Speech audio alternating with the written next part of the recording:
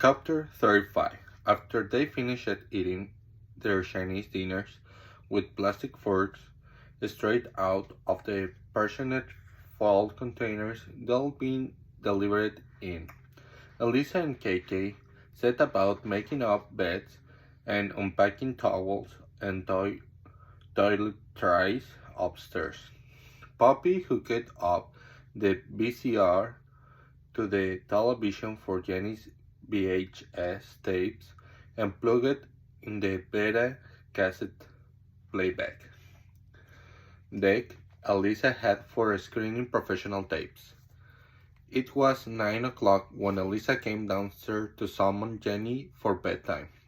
She found her daughter sitting on grandfather's lap, both of them sound asleep in the den while Free Willy played away on the TV screen. Paul, his mouth slightly open, snored lightly and did not stir as Elisa gingerly lifted the child from him. As she slowly mounted the stairs carrying Jenny in her arms, she passed Catherine coming down.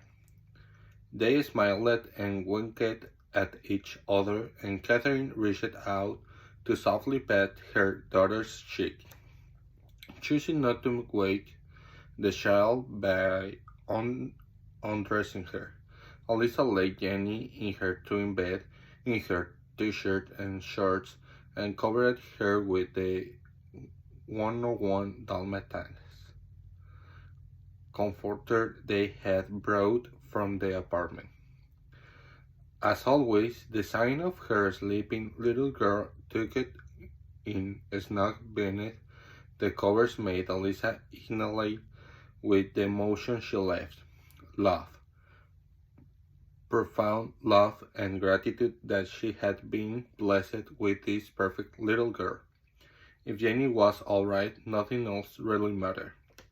She thought of Samuel Morton and wondered who he was bearing the loss of his heart.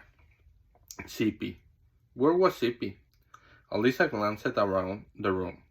If Jenny woke up in her new room during the night, she would be reaching out for her warm, comforting stuffed monkey. Where had she seen it last? Out by the pool this afternoon. She pulled down the window shades that had been left behind with the house and tiptoed out the bedroom, leaving the door ajar so light from the hallway would ensure that Jenny's room was not completely dark.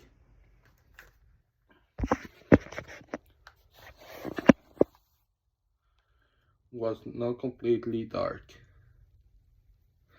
Walking down the hall, she approached the room Catherine and Paul will be sleeping in, and hearing their voices, poked her head through the open door to say good night.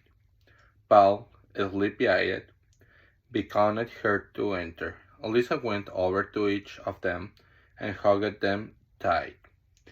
I don't know how much I can ever thank you both for everything. Don't thank us, honey, said Paul. We want to be here. You and Jenny are everything to us. Don't you know that by now? Of course I know it, but not every set of grandparents or in-laws are like the two of you. I just want to make sure you know how much I appreciate you, how much I love you. Alice's eye welled with a start of tears, but she blinked them back. The last thing she wanted was for Catherine and Paul to be any more worried about her than they were. The worst is over now, dear, said Catherine soothingly.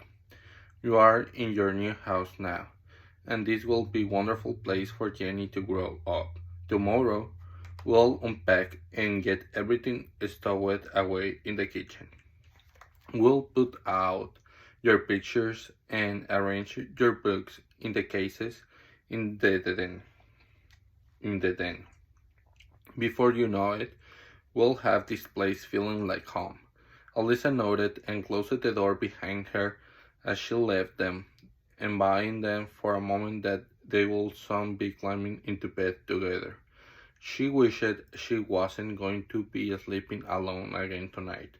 And thirdly, she thought of Mac.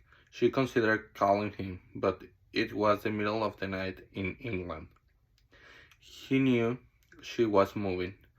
Why hadn't he called it to give a little more support? Don't be angry, she reasoned with herself as she headed toward to the master room. Eager to shed her clothes and step into a hot shower. You don't know, he may have been sent out on a story and had no chance to call. Elisa was pulling her shirt over her head where she remembered. Zippy. Back on went the shirt, and she hurried barefoot downstairs and out the kitchen door to the backyard. It took her just a few minutes to find the stuffed chimpanzee in the grass behind the pool. The kitchen door was left open the entire time.